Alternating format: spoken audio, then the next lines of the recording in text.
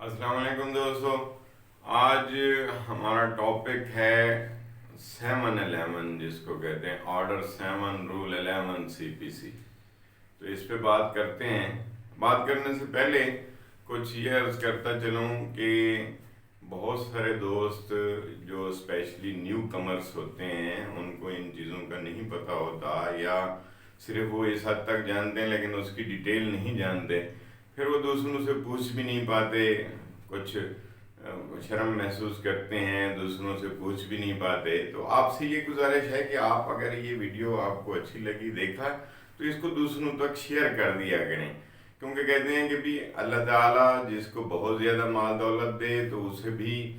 आगे हकदारों में तकसीम करना चाहिए। इस तरह इल्म जो है ये भी एक अल्लाह की तरफ से एक ख़जाना है, अगर किसी को मिला है तो उसको भी आगे फ़ौरन ही तकसीम करना चाहिए। बहरहाल आज अपने मौजू की तरफ आते हैं। Order 7 rule 11 CPC। इसमें ये रिजेक्शन ऑफ प्लेंट का जिक्र किया गया है। तो 4 वजूहात बताई गई हैं, 4 पॉइंट्स हैं जिनकी बिना पर कोर्ट प्लेंट को रिजेक्ट कर सकती है। पहला पॉइंट ये है इसमें कि जी अगर प्लेंट के अंदर काज ऑफ एक्शन को डिस्क्लोज नहीं किया गया, मसलन काज ऑफ एक्शन को मेंशन ही नहीं किया गया, मसलन सूट फॉर रिकवरी था, उसमें ये जो है इसमें जिक्र ही नहीं किया गया कि उसने मेरी पेमेंट को रिफ्यूज़ किया या नहीं किया। जो मैंने उससे मांगा वो उसने रिफ्यूज़ किया या नहीं किया, तो जिसकी वजह से काज ऑफ एक्शन पैदा हुई, जिसकी वजह से कोर्ट में आए। काज ऑफ एक्शन से मुराद ये है कि आपको कोर्ट में आना क्यों पड़ा है, क्या ऐसी वजूहात हुई जिसकी वजह से आपको कोर्ट भी आना पड़ा, तो ये काज ऑफ एक्शन कहलाती है। तो जिस सूट के अंदर, जिस प्लेंट के अंदर काज ऑफ एक्शन मेंशन ना की गई हो, डिस्क्लोज ना किया गया हो, तो वो सूट रिजेक्ट हो सकता है अंडर ऑर्डर 7 रूल 11 CPC। जो इसमें पहली बात की गई कि काज ऑफ एक्शन अगर डिस्क्लोज ना हो तो वो सूट रिजेक्ट हो सकता है। हाँ, ये एक अलहदा बात है। एक ऐसा ही केस आया था, तो उसमें प्लेंटिफ ने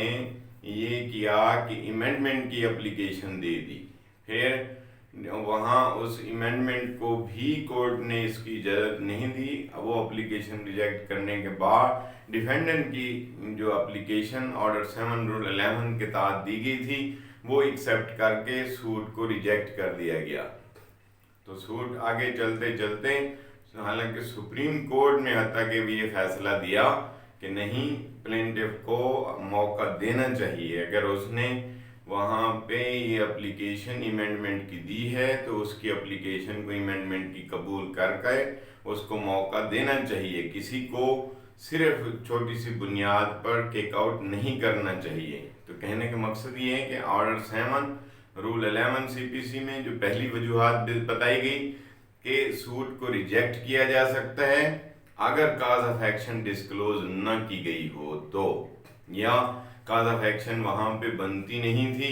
फिर भी सूट रिजेक्ट हो सकता है, और या ही वहाँ पे मेंशन नहीं किया गया तो तब जाके मिसाल के तौर पे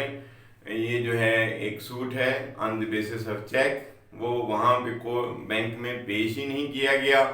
तो आकर सूट फाइल कर दिया गया रिकवरी का। तो काज ऑफ एक्शन जब बनती है, जब वहाँ से अगर उसकी वो चेक रिजेक्ट हुआ है, डिसऑनर हुआ है, वहाँ से काज ऑफ एक्शन बनती है। तो जहाँ पे यानी यहाँ प्लेंट के अंदर, तो प्लेंट को देखा जाएगा, प्लेंट के अंदर अगर काज ऑफ एक्शन को डिस्क्लोज नहीं किया गया, हालांकि वो काज ऑफ एक्शन मौजूद भी थी लेकिन प्लेंट में उसका जिक्र नहीं किया गया, तो प्लेंट को ही देखकर उस सूट को रिजेक्ट किया जा सकता है ऑर्डर 7 रूल 11 के तहत। अब इसमें दूसरी वजह जो जिक्र की गई है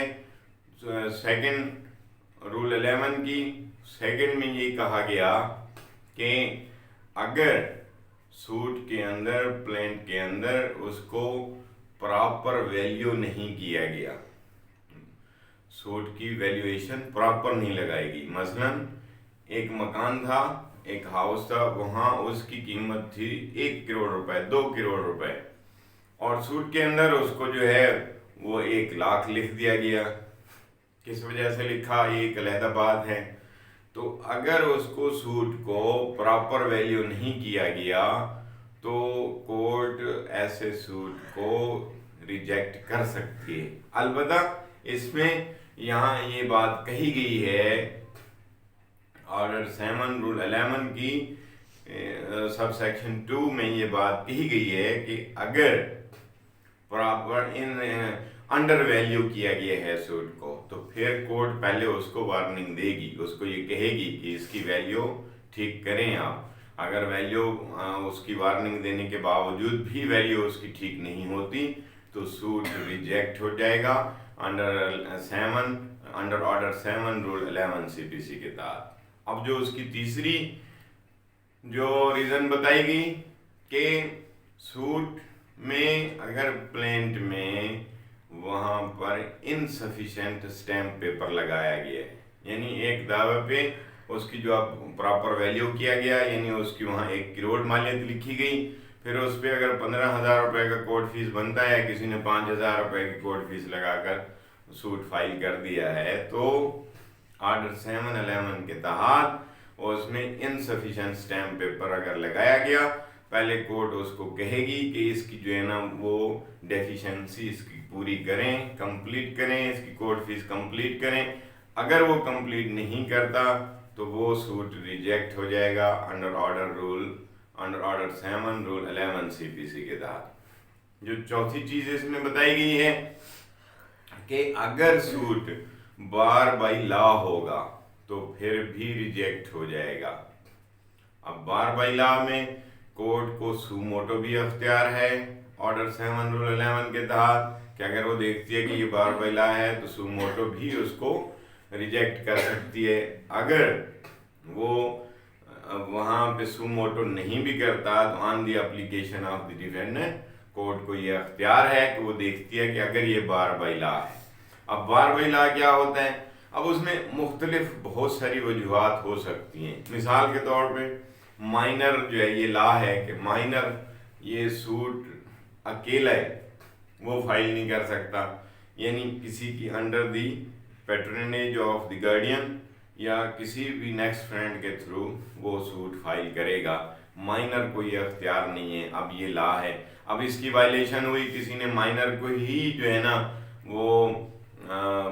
پلینٹف بنا کر سوٹ فائل کر دیا تو یہ بار بائی لا ہو جائے گا، ہٹ کر جائے گا، آرڈر 7 رول 11 کے تحت یہ ریجیکٹ ہو جائے گا۔ ایسے ہی بار بائی لا میں اور بھی بہت ساری مثالیں دی جا سکتی ہیں۔ مثال کے طور پہ انسین تھا، ایسے ہی اگر اس لا کے تحت وہاں پہ وہ سوٹ فائل نہیں ہو سکتا، مثلاً ریونیو کی ہوتی ہے، پارٹیشن کے جو سوٹ ہیں، یعنی اگر زرعی زمین ہے ان کا کھاتا الگ کرنا چاہتے ہیں تو وہ بار بائی لا ہوتا ہے، وہ سول کوڈ میں اس کو نہیں لایا جا سکتا۔ اسی طرح کسی نے پیسے لینے ہیں، وہ کہتا ہے جی میں ملازمت کرتا رہا ہوں فیکٹری کے اندر اور میں وہ اتنی تنخواہ بنتی ہے، اب یہ ہے کہ میں سول کوڈ میں جا کے سوٹ فائل کر دیتا ہے، کہتے ہیں جی وہ مالک جو ہے وہ فیکٹری کا ہونر میرے پیسے کھا کے مجھے پیسے دینا چاہیے، تو یہ لیبر کوڈ کا کیس بنتا ہے، اس لیے بار بائی لا آ جائے گا کہ جی یہ تو یہاں فائل ہی نہیں ہو سکتا۔ تو کہنے کا مطلب یہ ہے کہ بار بائی لا کے تحت اگر کوئی سوٹ جو ہے وہ فائل ہو گیا ہے، یعنی قانون کے اندر اس کی پروویژن موجود نہیں تھی، سوٹ فائل ہو گیا ہے تو وہ ریجیکٹ ہو جائے گا انڈر آرڈر 7 رول 11 CPC کے تحت۔ اب بڑی مزے کی بات آپ کو بتاتا ہوں کہ یہ ساری چیزیں کرنے کے بعد اب یہ اگر یہ اس کا جو آرڈر ہے وہ ڈگری کہلاتا ہے، یہ ڈگری میں شمار ہوتا ہے اور اس کی ڈگری شیٹ بھی علیحدہ تیار ہوگی، اور یہ آرڈر اپیلیبل ہے انڈر سیکشن 96 CPC کے تحت، کیونکہ اس میں اچھا اگر یہ اپلیکیشن ریفیوز ہو جاتی ہے، مثلا ڈیفینڈنٹ نے اپلیکیشن دی، اس کی اپلیکیشن ہی ریفیوز ہوگی، کورٹ نے سوٹ کو ریجیکٹ نہیں کیا، تو اس اپلیکیشن اس آرڈر کے خلاف تو ریویژن فائل ہوگی، لیکن اگر اپلیکیشن ایکسیپٹ ہو جاتی ہے، سوٹ ریجیکٹ ہو جاتا ہے، تو پھر یہ آرڈر اپیلیبل ہوگا، یہ ڈگری اس کی تیار ہوگی، اپیل فائل ہوگی اس کی انڈر سیکشن 96 کے تحت، سی پی سی کے تحت۔ اب آتے ہیں جو مزے کی بات ہے، اعلیٰ عدالتوں میں بھی یہی کہا گیا کہ یہ ڈگری بائی فکشن ہوتی ہے۔ اب ڈگری بائی فکشن کیا کہتے ہیں کہ بھئی اتنی محنت کی گئی، اتنا اس کو سب کچھ کیا گیا، اب مجھے تو اس پہ ویسے کریٹیسائز نہیں کرنا چاہیے، میں تو اس کو مینشن ہی کر رہا ہوں، لیکن دیکھیں اگر سوٹ ریجیکٹ ہو جاتا ہے تو اسی آرڈر 7 رول 13 میں یہ بات کہی گئی ہے کہ ان چاروں گراؤنڈ میں سے کسی گراؤنڈ پر بھی اگر سوٹ ریجیکٹ ہوتا ہے تو again fresh suit on the same cause of action can be file in the court. اب یہ قانون ہے، اس لیے میں اس کی طرف نہیں جاتا کہ ایسا کیوں ہے، لیکن اگر سوٹ ریجیکٹ ہوتا ہے اور پھر اس کے تحت ہمیں بجائے اس کے کہ اپیل کرنے کے، وہاں جانے کے اعلیٰ عدالتوں میں، اور کئی لوگوں نے اس کو جو کانسٹیٹیوشن پیٹیشن تک لے گئے، سپریم کورٹ تک لے گئے، لیکن یہاں پہ بڑی اہم بات ہے، جب ہمیں ریمیڈی اویلیبل ہے، آرڈر 7 رول 13 میں کلیئر یہ بات کہی گئی ہے کہ جن گراؤنڈز میں، جو رول 11 میں گراؤنڈز کے تحت اگر سوٹ ریجیکٹ ہوتا ہے تو وہ فریش سوٹ فائل کیا جا سکتا ہے۔ I hope you have answer the question, thank you. پسند آیا ہے تو اس کو لائک کر کے آگے ضرور شیئر کر دیں تاکہ دوسروں کا بھلا ہو جائے۔ تھینک یو، اللہ حافظ۔